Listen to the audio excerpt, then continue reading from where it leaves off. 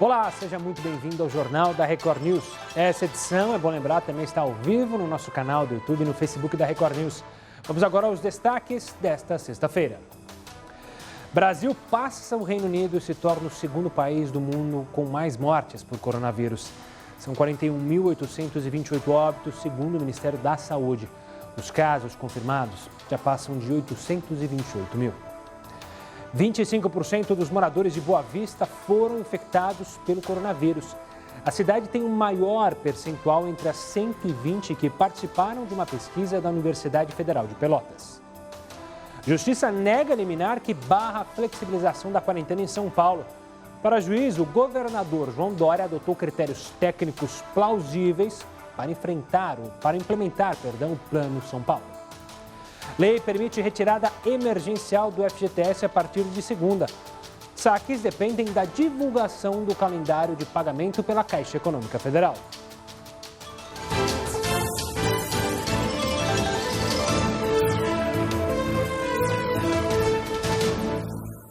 E a estátua do primeiro-ministro britânico durante a Segunda Guerra Mundial, Winston Churchill, que fica em frente ao Parlamento de Londres, foi coberta por tapumes. As autoridades temem que a estátua seja atacada durante os protestos previstos para os próximos dias. No último domingo, manifestantes haviam pichado a palavra racista no monumento. E é justamente essa uma pergunta de hoje. Alguns grupos defendem a derrubada de estátuas de personagens do passado. Aqui em São Paulo, o caso, a revolta, aparentemente está endereçada ao Borba Gato, que está lá. É uma estátua que, diga-se de passagem, não é muito bonita esteticamente, mas isso não tem nada a ver. Mas para evitar ataques, a subprefeitura de Santo Amaro, aqui na zona sul de São Paulo, mandou instalar também algo parecido com o que aconteceu na Inglaterra, grades em torno da estátua. Além disso, a Guarda Municipal Metropolitana passou a vigiar a região por 24 horas. Na sua opinião, esses monumentos devem ser mantidos ou desmontados?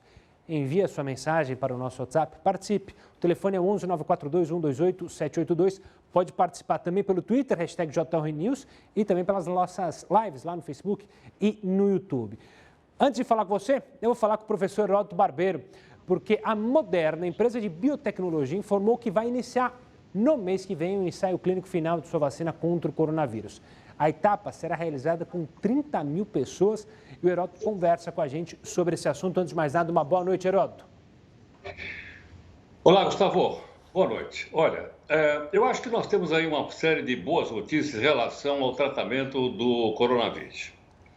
Uma delas foi anunciada agora pelo Instituto Butantan, dizendo que no mês de julho do ano que vem, a gente teria uma vacina fabricada aqui no Brasil em associação com o laboratório chinês. Muito bem. Ocorre o seguinte, eu andei fazendo aqui uma pequena pesquisa e há outras vacinas que estão aí prontinhas para elas serem utilizadas. Por exemplo, essa empresa que eu citei agora, Moderna, que é uma empresa norte-americana, ela já tem a vacina pronta. E ela disse que ela vai colocar essa vacina no mercado no mês de janeiro. Quanto? Ela diz que pode fabricar de 500 milhões a 1 bilhão de doses no mês de janeiro. Olha, veja bem, se uma única empresa pode fabricar 1 bilhão de dólares em janeiro, e a população do planeta Terra, como você sabe, tem 7 bi, significa que quando chegar em julho, praticamente o planeta inteiro já foi imunizado.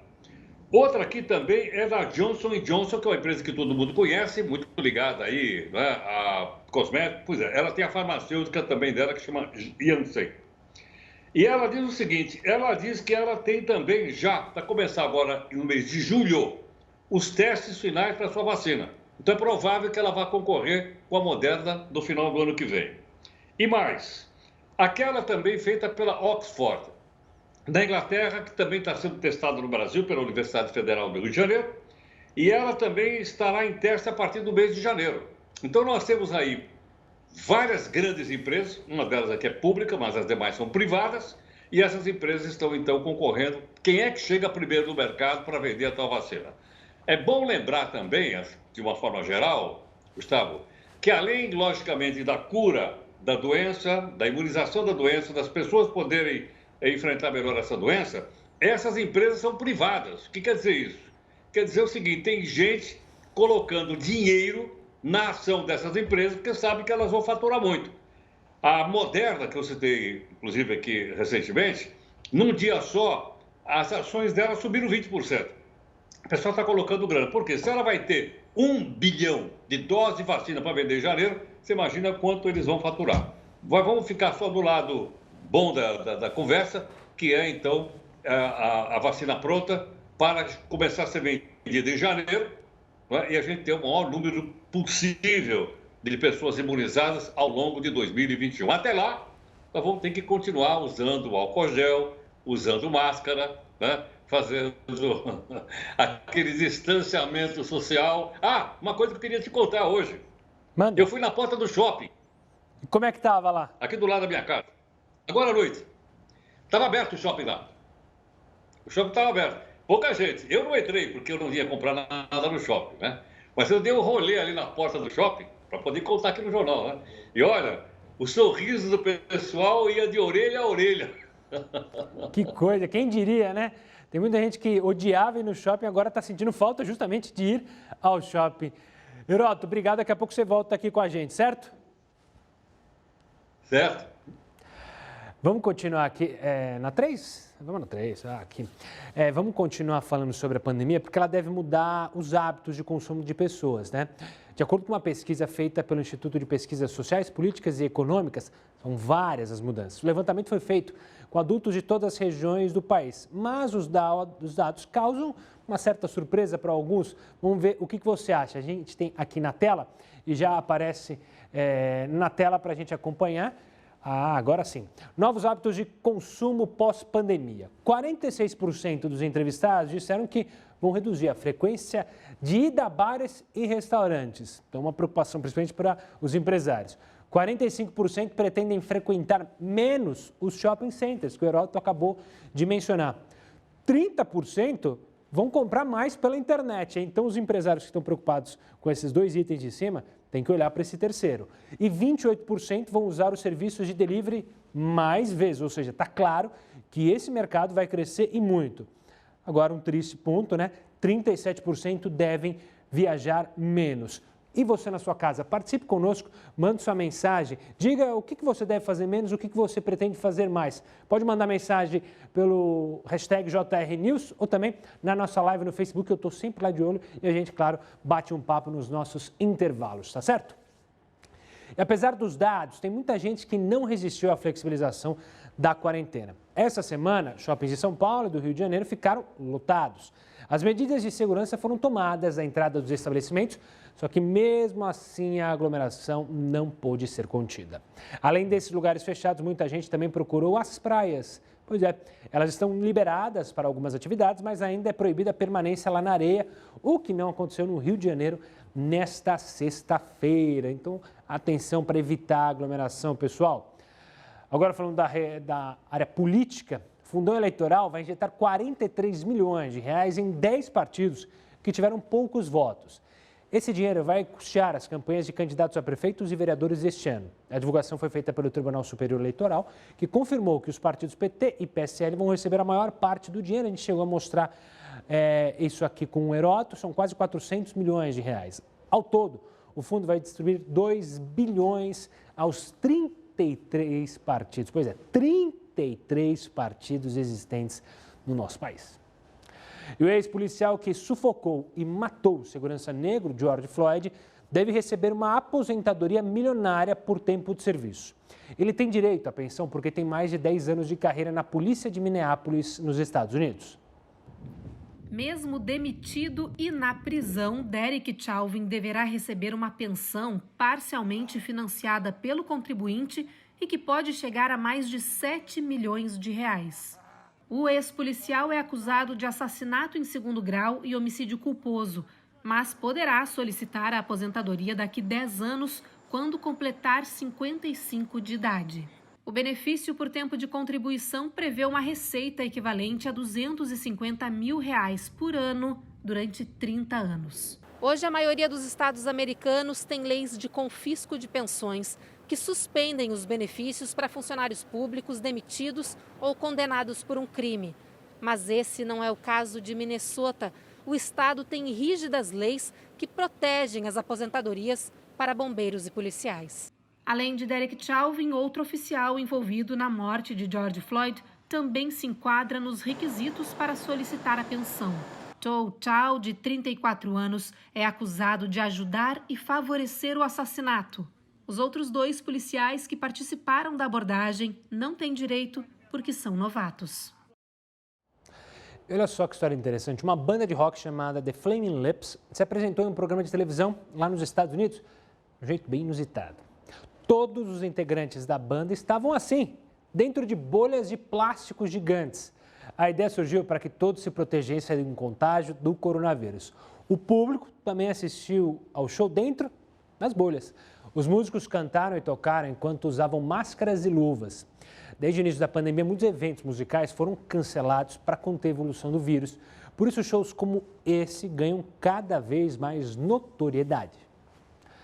Voltando aqui ao Brasil, o secretário municipal dos Transportes de São Paulo, Edson Caram, pediu demissão do cargo nesta sexta-feira. O pedido ocorre depois do prefeito Bruno Covas ter afirmado que o secretário teria até hoje para garantir que os ônibus da cidade circulassem apenas com passageiros sentados. Caso contrário, outra pessoa tentaria fazer isso. De acordo com a prefeitura, Bruno Covas aceitou a decisão e pediu que Edson Caram permaneça no cargo por mais alguns dias, até a escolha de um substituto. Você está sentindo que a quarentena está interferindo no seu humor? Rotina dentro de casa nesse período tem gerado uma série de reclamações. Então a gente separou algumas dicas para saber como lidar com o mau humor na quarentena. Medo, noites mal dormidas, incerteza financeira e mudança radical na rotina. É quase que impossível ficar de bom humor em um momento como esse. É preciso ter consciência de que se manter de mau humor prejudica os relacionamentos, o trabalho, a saúde física e mental. Portanto, é importante que se tenha controle sobre esse humor. Estudos apontam que pessoas dominadas por emoções negativas têm mais chance de desenvolver uma série de doenças, como a depressão. Durante esse período de instabilidades, algumas dicas de especialistas podem ajudar a combater o mau humor. Investir em atividades prazerosas é uma delas. Deixe de lado o que exija esforço e foque no que possa trazer de volta algo bom, o bem-estar. Por que não fazer uma chamada de vídeo com algum amigo para aliviar as tensões do cotidiano e rir um pouco, hein? Inclusive, nunca hesite em buscar ajuda. Se você estiver enfrentando uma situação na qual o seu humor está instável e você não está sabendo lidar com isso, procure uma pessoa de confiança e peça ajuda. Além disso, caso você perceba que esse mau humor é frequente e está trazendo prejuízos para a sua saúde, para a sua vida, procure um profissional. Ainda que seja desafiador, tente manter a calma e não tome decisões de cabeça quente. Geralmente, em momentos de grande tensão, a tendência é que as escolhas impulsivas sejam feitas. Portanto, evite tomar decisões quando o lado racional não estiver no seu melhor modo. A última dica é aproveitar o isolamento social para sair de cena em momentos de mau humor. Se alguma situação te tirar do sério, pense 3 vezes antes de emitir opiniões, principalmente se for em resposta a algo que você não gostou ou discorda. Tente desviar a atenção da raiva e da frustração que o mau humor traz à tona. E se você não conseguir, tenha paciência com você mesmo. Isso também vai passar. E a Justiça negou o pedido provisório que queria barrar a flexibilização da quarentena em São Paulo. De acordo com a juíza responsável pelo caso, o governador João Dória adotou critérios técnicos que embasam a reabertura gradual das atividades econômicas não essenciais do Estado. Para ela, cabe ao governo definir medidas administrativas no combate ao coronavírus e não à Justiça. E o saque emergencial do FGTS pode começar já na próxima segunda-feira. O governo publicou em abril uma medida provisória que autoriza a retirada de R$ 1.045 do FGTS a partir do dia 15 deste mês, ou seja, um salário mínimo. No entanto, os saques só vão poder começar quando a Caixa Econômica Federal divulgar as regras e o calendário de pagamento, o que ainda não aconteceu. E uma pesquisa da Universidade Federal de Pelotas revelou que 25% dos moradores de Boa Vista, em Roraima, têm ou já tiveram contato com o coronavírus. Esse foi o maior percentual entre as 120 cidades brasileiras que participaram da pesquisa. O resultado significa que 1 em cada 4 moradores está ou esteve infectado. Desde o início do mês, a capital está sem testes rápidos para a população nos postos de saúde. O Hospital Geral de Roraima, que é o único para pacientes com Covid-19 no estado, está superlotado. Belém, a capital do Pará, aparece em segundo lugar neste ranking, onde quase 17% dos moradores já tiveram contato com a doença. E após o presidente do Senado, Davi Alcolumbre, devolver ao Palácio do Planalto a medida provisória que garantia ao ministro da Educação o direito de escolher reitores temporários para as universidades federais, o governo federal decidiu revogar o texto. Esse procedimento de Alcolumbre gerou a dúvida: o Senado pode ou não devolver uma MP sem votá-la? O Acácio Miranda da Silva Filho, especialista em direito constitucional, explica. É perfeitamente possível a devolução de uma medida provisória pelo Congresso Nacional para o presidente da República quando esta medida provisória não preencha os seus requisitos constitucionais ou quando esta medida provisória seja contrária a algum princípio ou regramento estabelecido pela Constituição Federal. Obviamente, por razões políticas, estas circunstâncias são excepcionais. Desde a vigência das medidas provisórias através da Constituição Federal, foram somente 4 situações onde essa devolução aconteceu. Lembra daquele navio que encalhou na costa do Maranhão? Esse caso, como a gente já esperava, teve um fim nesta sexta. A gente mostra para vocês o que aconteceu com ele em instantes. Enquanto isso, eu te espero na primeira live do Jornal.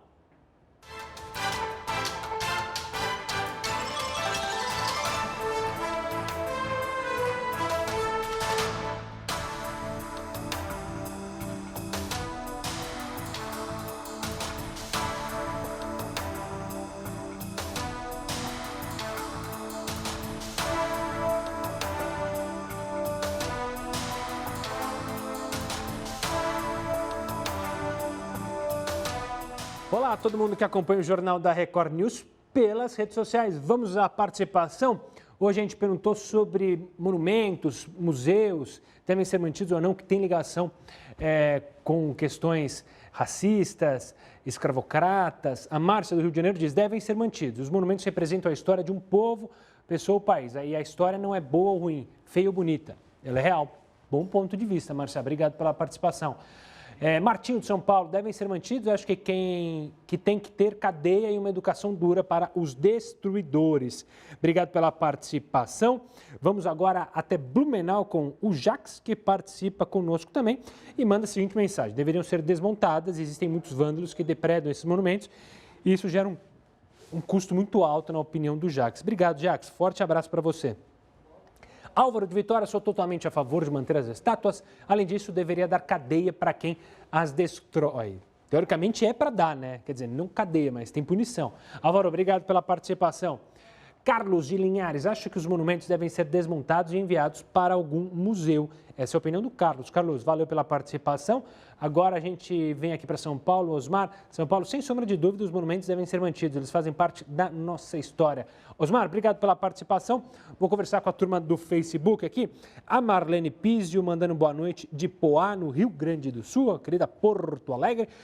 Luzinete Mesquita diz boa noite, Luzinete. O Antônio assistindo lá de Fortaleza, um forte abraço para todos os cearenses. Silvia Regina, ela diz, olha, boa noite, um absurdo que fazem com nossos monumentos, museus e estátuas, tem que preservar, cuidar, vigiar, fazem parte da nossa história, basta de vandalismo e prendam quem faz isso. Silvia Regina Costa Lima, de Vinhedo, aqui colado a Campinas. Adriana Petit dando uma boa noite aos enamorados, a todos aqueles que estão apaixonados, abram seus corações enquanto é tempo, digam eu te amo aos amigos, parentes, namorados e todo mundo. Boa, Adriana, dizer eu te amo faz muito bem. A Jaqueline me mandando um ótimo final de semana, para você também, Jaqueline, para todo mundo que está na live, um abraço para o Tsuguyo, para a Ivânia e para todo mundo que não deu tempo de eu falar ainda. Na volta do break a gente conversa mais.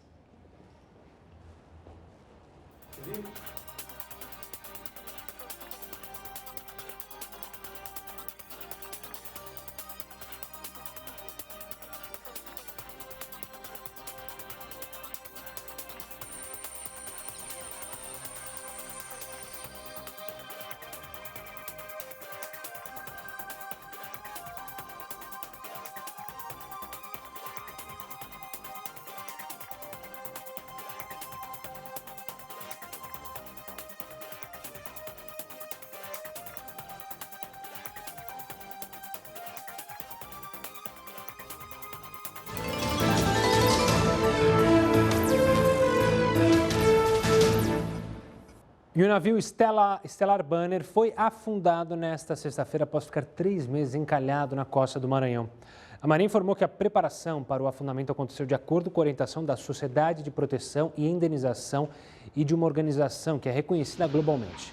4 embarcações vão permanecer na área pelos próximos dias para verificar possíveis objetos que possam se soltar do navio ou manchas de óleo no oceano. A empresa dona do navio se responsabilizou por possíveis danos ambientais causados ou que sejam causados pela carga que ficou na embarcação. As imagens são impressionantes sobre esse momento em que eles justamente conseguem fazer com que o navio afunde. Ele foi puxado por uma parte da nossa costa que tem uma profundidade maior e agora vão seguir acompanhando esse processo. Vamos voltar a falar com o Heródoto justamente sobre esse afundamento, né, Heródoto? Você já tinha mencionado que isso ia ocorrer, a gente pensou, será que vai ocorrer? Mas, enfim, hoje, como previsto, ocorreu o afundamento. Exatamente. Você lembra que nós falamos desse assunto essa semana do afundamento desse navio, me lembrou até o Titanic. Mas, Gustavo, o que me chama a atenção é o seguinte: primeiro, eles anunciaram, já levaram e já afundaram. Nós havíamos comentado que isso aqui está em águas territoriais brasileiras, 200 milhas náuticas, dá quase 400 quilômetros. Eles levaram o navio 50 quilômetros para frente e afundaram o navio. Agora, a pergunta é o seguinte: cadê o IBAMA, que é responsável pelo meio ambiente? Cadê o Ministério do Meio Ambiente? Onde estão as ONGs que protegem o mar? Onde está a Marinha do Brasil? Onde é que está a Capitania dos Portos, responsável por essa região? Então você vê o seguinte, na verdade, verdadeira, nada disso, nada do meio ambiente não interessa. Jogar o navio, ele tem 300 metros de comprimento, imagine isso só. 300 metros de comprimento, jogar no fundo do mar, é transformar o mar mais do que ele é num grande lixão. Agora, o que a gente percebe nisso é o seguinte: não há preocupação com o meio ambiente, nem com o aquecimento global, o negócio é ganhar dinheiro. E ganhar dinheiro dessa forma é aquilo que eu disse outra vez, que se transforma no chamado capitalismo selvagem. Por que razão? Foi muito mais barato atacar a natureza e jogar um navio no fundo do mar do que arrastar esse navio, por exemplo, para um porto, ou da Coreia do Sul, de onde ele é, ou aqui do Brasil, e desmontar e aproveitar todo esse material. É bom lembrar também o seguinte: o material que esse navio estava carregando pertencia à Vale, aquela mesma de Brumadinho, que tem uma grande tradição de defesa do meio ambiente. Então, eu acho que isso aí é uma daquelas coisas terríveis, né, que a gente tem que lembrar da consolidação do meio ambiente no Brasil e no mundo. Lamento muito essas imagens. Quando eu vi isso aqui de manhã, sinceramente, eu fiquei chocado. E eu, quando vi a imagem, lembrei justamente da nossa conversa. Infelizmente, são cenas tristes e uma notícia que, claro, a gente não queria dar, mas infelizmente tivemos que dar. Heródoto, você volta aqui conosco daqui a pouquinho. Agora, a nossa conversa é com vocês aí.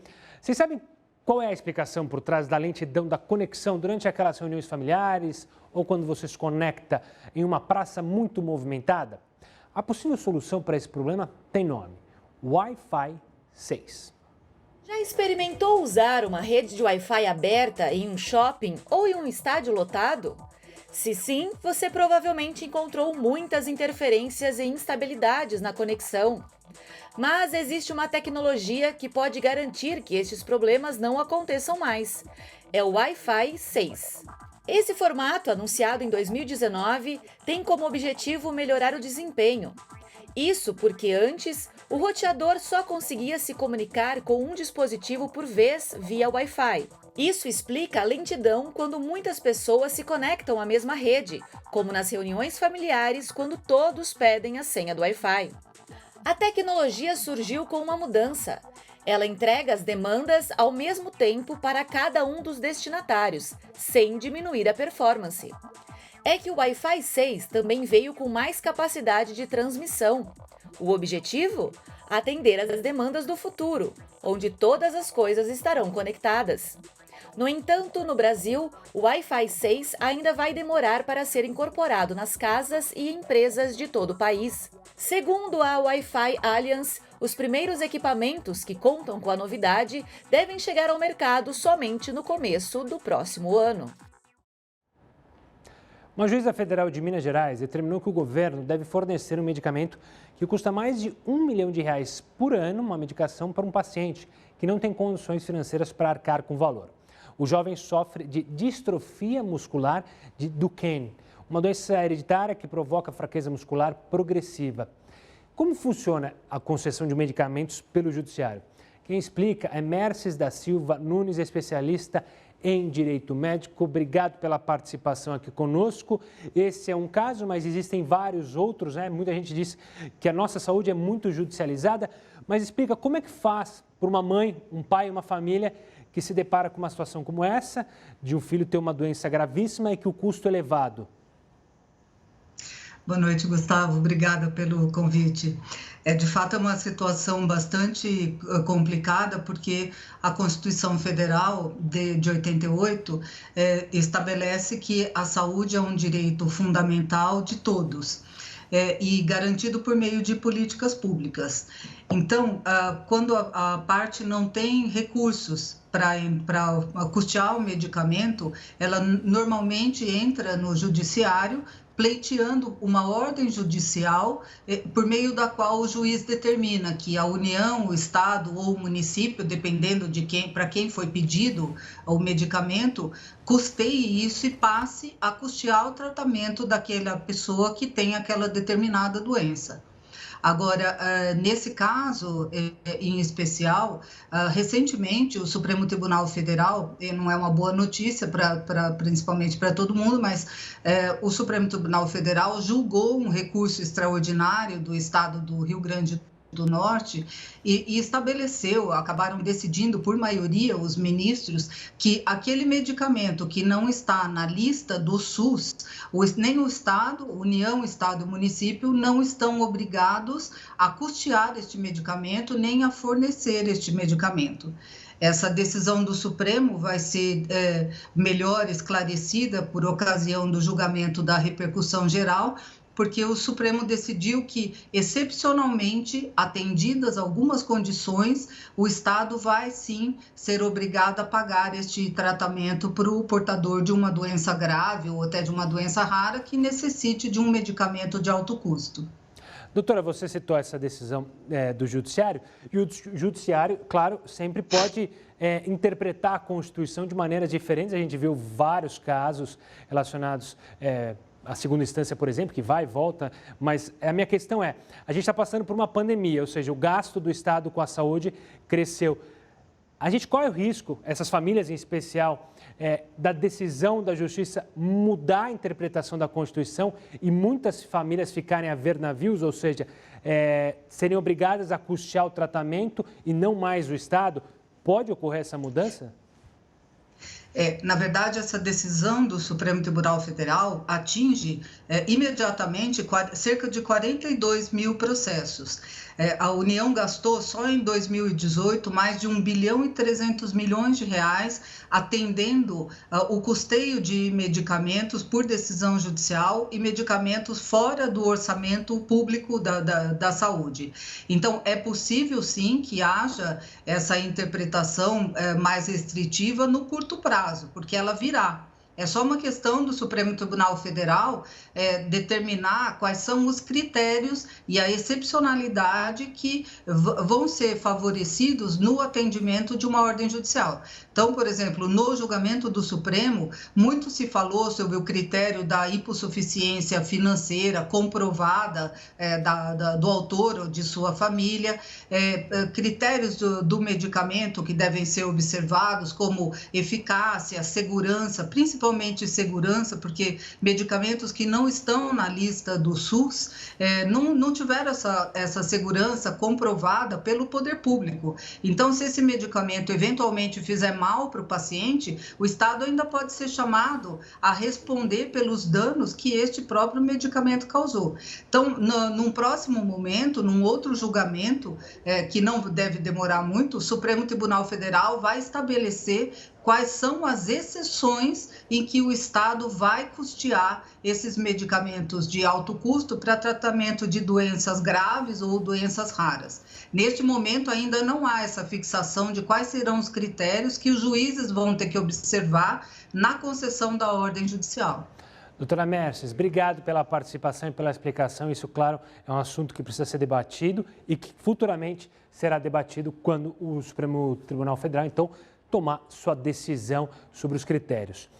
Voltando a falar sobre coronavírus, enquanto uma vacina não é descoberta, o coronavírus tira o sono de inúmeras pessoas. Você sabe que alguns vírus foram controlados mesmo sem uma vacina? Pois é, você vai conhecer quais foram eles daqui a pouquinho. Agora eu te espero em mais uma live.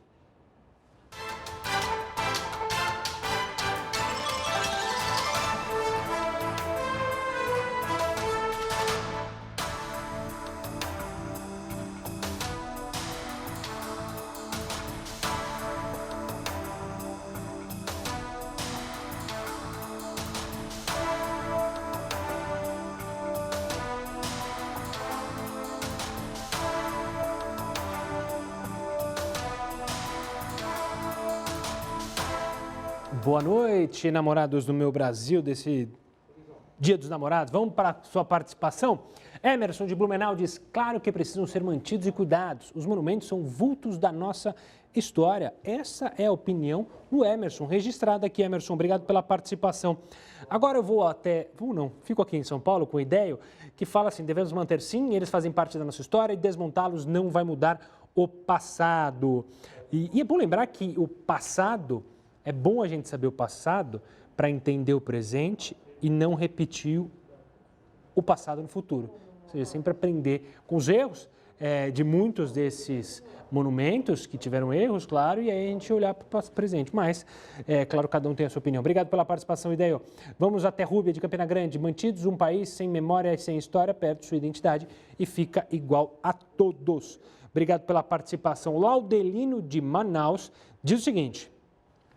Olha, devem ser mantidos, positivo ou negativo, a história deve ser preservada. Boa, Laudelino, obrigado pela participação. Um forte abraço.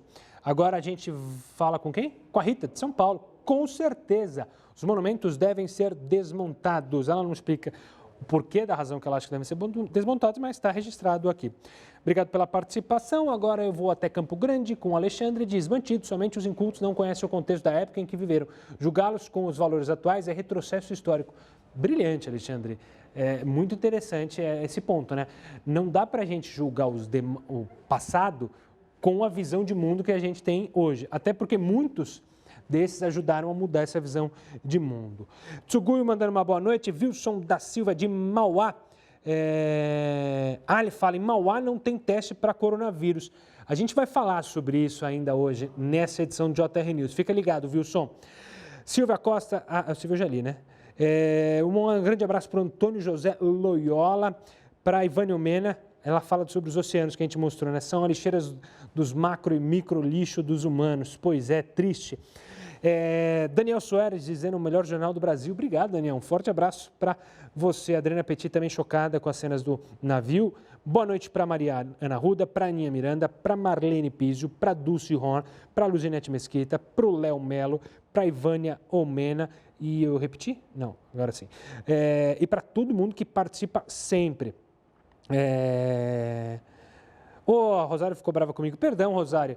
Ela ficou brava que eu achei que ela, se eu fui mal educado, peço perdão sobre as considerações finais da doutora Mercy. Me desculpe se eu pareci mal educado, Rosária. Peço perdão aqui, tá bom, Rosária? Um forte abraço para você. Um forte abraço para a doutora Mercy, que também ajudou muito a gente a entender. 10 segundos, eu estou de volta.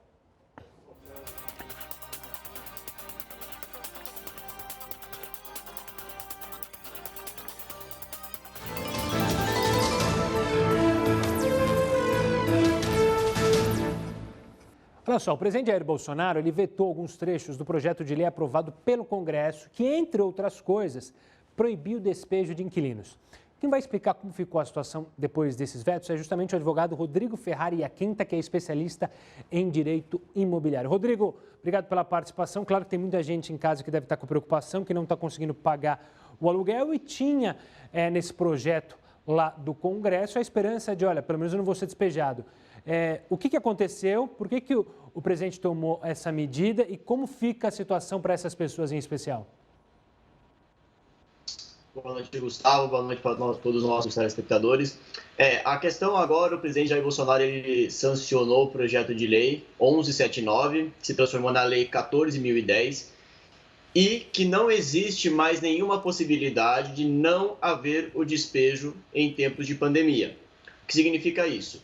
O projeto de lei estipulava algumas possibilidades da pessoa, no período de pandemia, que viesse a não pagar o aluguel dela, não ser despejada.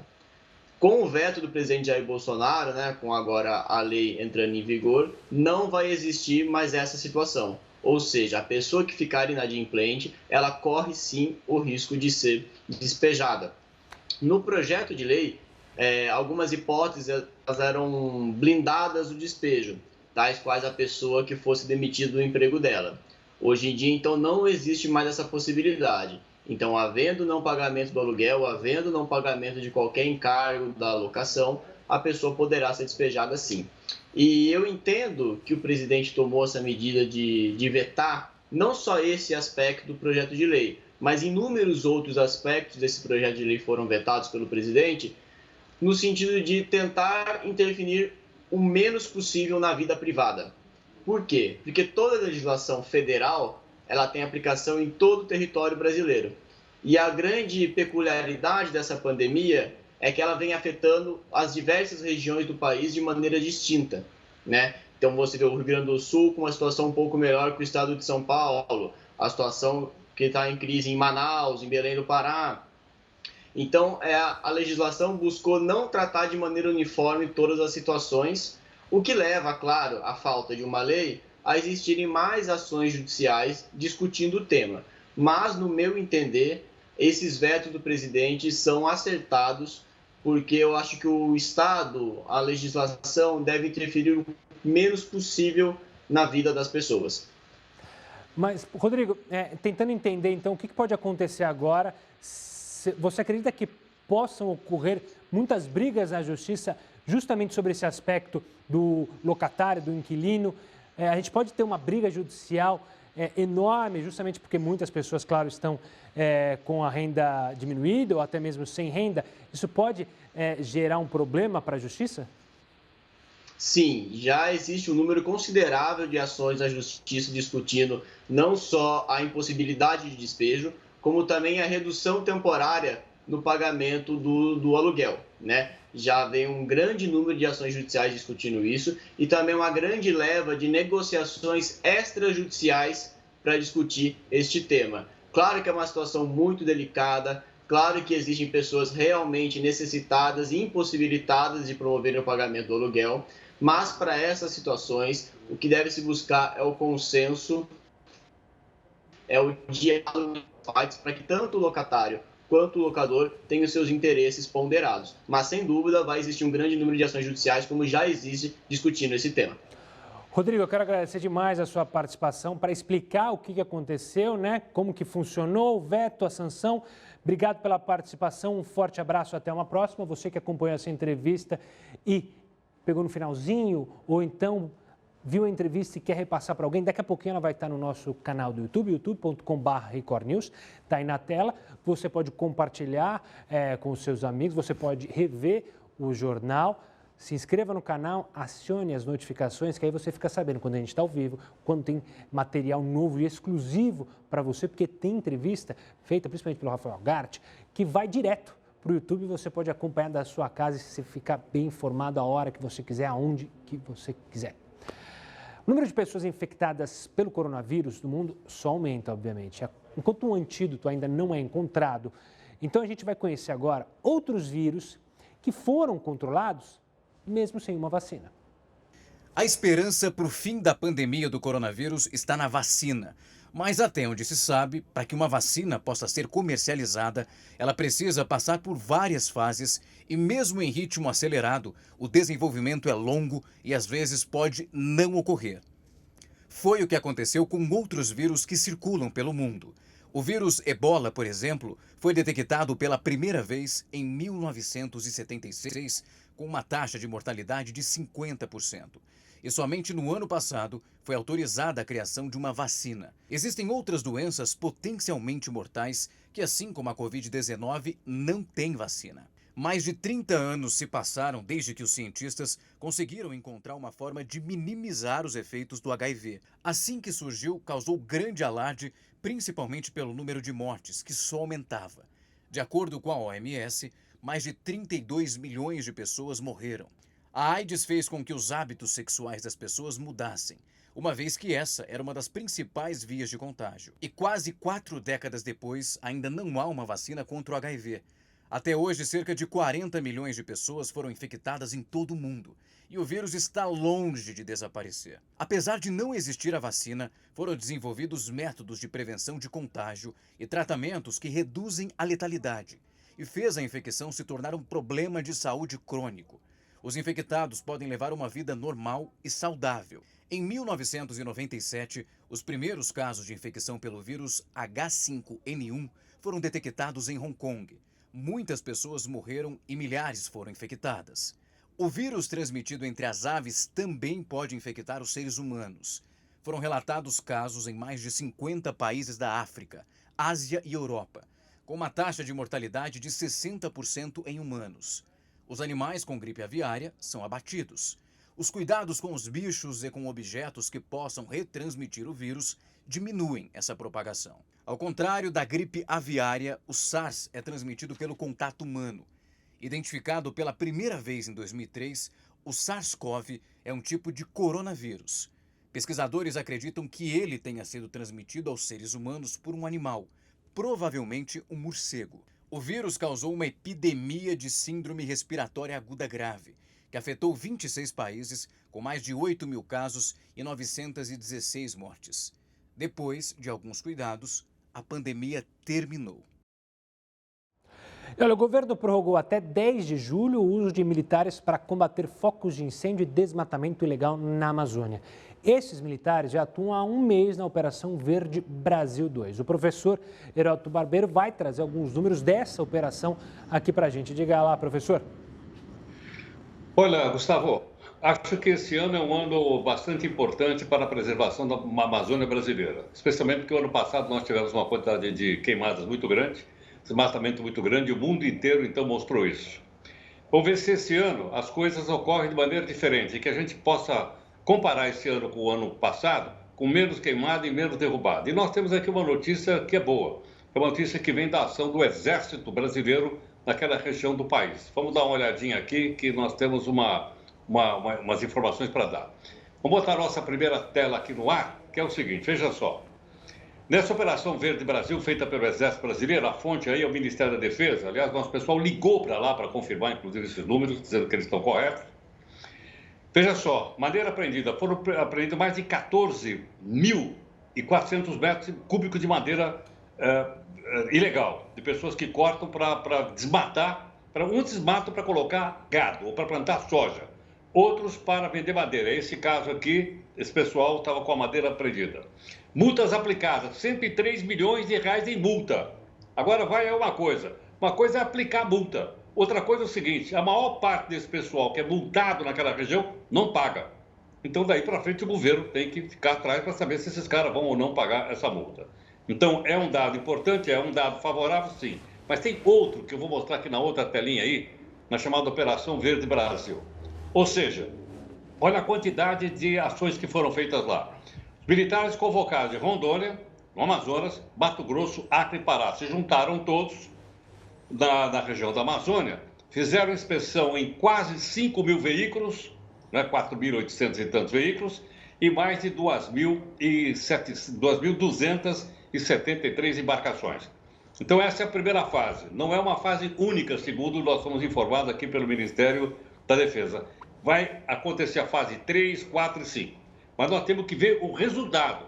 Estão andando, né? Vamos ver se o resultado realmente compensa essa ação. A gente espera, que estamos torcendo para que isso dê certo.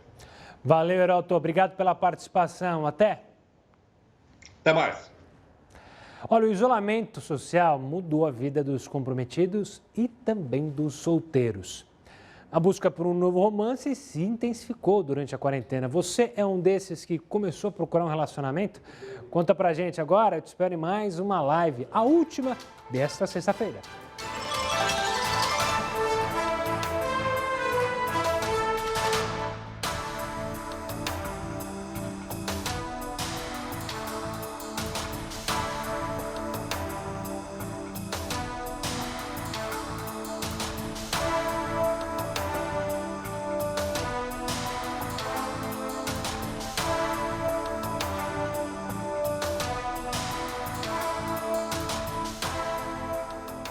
estamos de volta com a sua participação. Então vamos lá para o Face. Sverre, será que é assim que se pronuncia? Sverre, se não for, desculpa. São Paulo, capital, ele diz, devem ser mantidos e respeitados. Não é possível que uma estátua de alguém que viveu há mais de 200 anos ofenda alguém somente hoje. Obrigado pela participação, Sverre. Roberto, de Campo Grande, no Mato Grosso do Sul. Os monumentos devem ser preservados, pois fazem parte da história do país. Está aí a opinião do Roberto. Obrigado pela participação. Elza, de Anchieta, no Espírito Santo. Um forte abraço para todos os capixabas. As estátuas são homenagens a pessoas que fizeram parte da história. Nem sempre heróis, mas é a história da humanidade. E ela deve ser respeitada. Está aí a opinião da Elza. Obrigado, Elza. Forte abraço. Vamos até agora... Estou perdido aqui. Campinas. Devem ser mantidos. Destruir monumentos não muda a história. Tá aí, obrigado pela participação, Ricardo. Forte abraço. Agora eu vou até o Rio de Janeiro com o Oclando. Ele diz o seguinte: olha, acho que devem ser desmontados e em seu lugar colocarem monumentos que são dignos de estar ali. O problema é quem que vai decidir o que é digno. Às vezes, o que você acha digno, Oclando, não é o que o colega ao lado acha, né? Então é difícil. Mas está aí, está registrado a sua participação, Clandô. Obrigado pela participação. Rodolfo, de Rio Verde, devem ser mantidos. A verdade surge com o passar dos anos. Só que a história não pode ser apagada, né? A história já foi e agora não dá para apagar. Quero agradecer demais a todo mundo que participou aqui no WhatsApp. O WhatsApp está aí o telefone, 942128782. Você tem a possibilidade sempre também de participar lá no YouTube. Se você não se inscreveu no nosso canal, se inscreva. E também no Twitter. No Twitter é o hashtag JRNews, aí você manda mensagem para lá. Dando uma olhada aqui no Face, o Face também sempre. A Ivânia diz que essa madeira é enviada para o exterior, pois os nossos móveis são feitos com prensado ou com pó prensado. Está aí a opinião da Ivânia. O Emanuel, não entendi, mas enfim. Emanuel, forte abraço para você. Silvia Regina Costa Lima, ela fala, o Heraldo avisou sobre o navio, coisa mais medonha é isso, depois falam de preservação dos mares e oceanos. Pois é, a gente fez uma entrevista, não sei se foi essa semana ou na semana passada, que foi o Dia do Oceano, e que foi determinado a década dos oceanos. E aí a gente faz uma dessa? É duro. Aninha Miranda, uma boa noite para você. Ela mandando um abraço para toda a equipe, para mim, para o Heroto, para a Dudinha, para toda a equipe. Um beijo para Natal, de onde ela fala. Em 20 segundos a gente está de volta na tela da sua TV para esse último bloco. Um beijo grande para todo mundo que acompanha a gente na internet.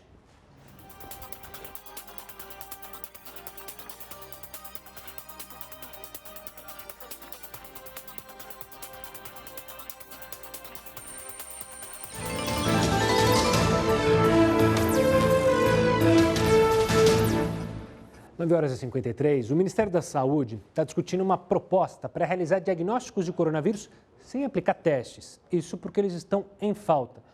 Mas como poderia ser feito o diagnóstico? Quem explica para a gente é o médico Hélio Castelo. Doutor, obrigado pela participação aqui conosco. Primeiro de tudo, como hoje é determinado ali, a pessoa está com coronavírus, é com teste hoje, está faltando teste, E essa decisão pode auxiliar de alguma forma a nossa detecção do coronavírus? Oi, boa noite. O diagnóstico, está me ouvindo bem, não? Estou te ouvindo bem, doutor, pode falar. Estamos ouvindo bem.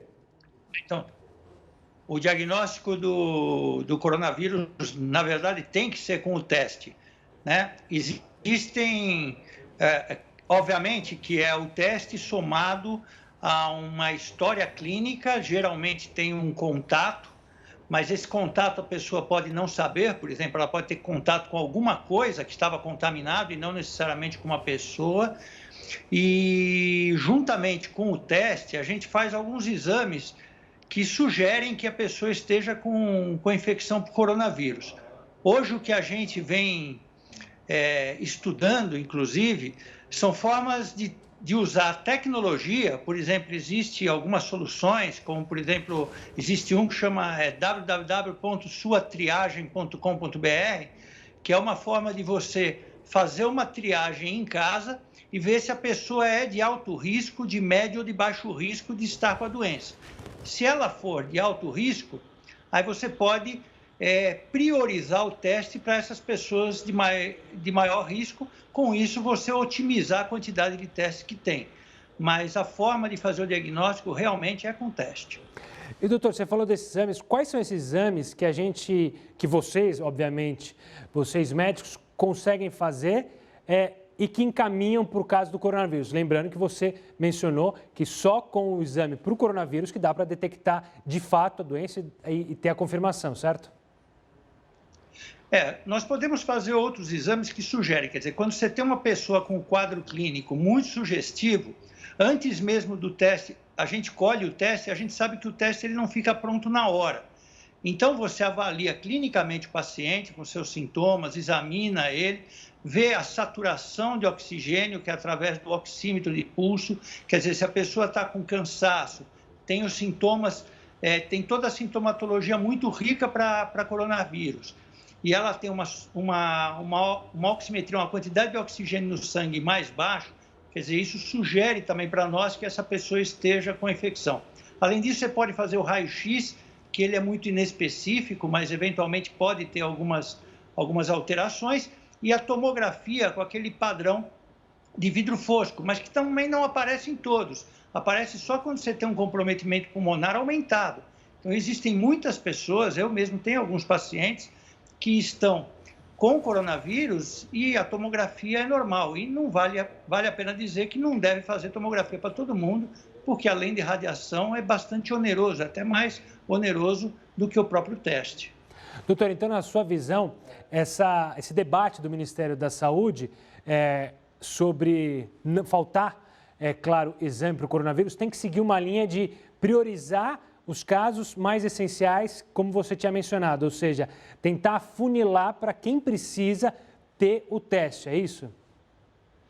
Uma vez que a gente, na minha opinião, uma vez que a gente não tem teste para todo mundo, porque são 200 milhões de habitantes e também em locais que muitas vezes a gente pode não atingi-los.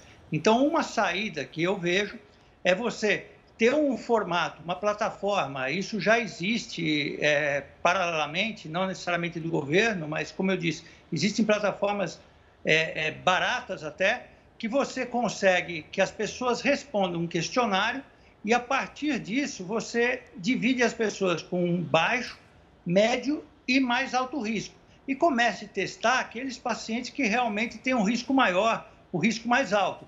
E vai abaixando, vamos dizer assim, o risco conforme você tem teste e tenha mais sintomas. Você pode fazer esse questionário, na verdade, semanalmente ou mensalmente, porque a pessoa pode vir a ter contato com uma pessoa contaminada de um dia para o outro. E ela passa a ser de baixo risco para mais alto risco, porque ela teve o contato. Doutor Hélio, quero agradecer demais a sua participação, a sua explicação. Para o pessoal de casa, é claro, está preocupado ainda com essa doença. O doutor Hélio Castelo participou aqui conosco. Vamos mudar de assunto?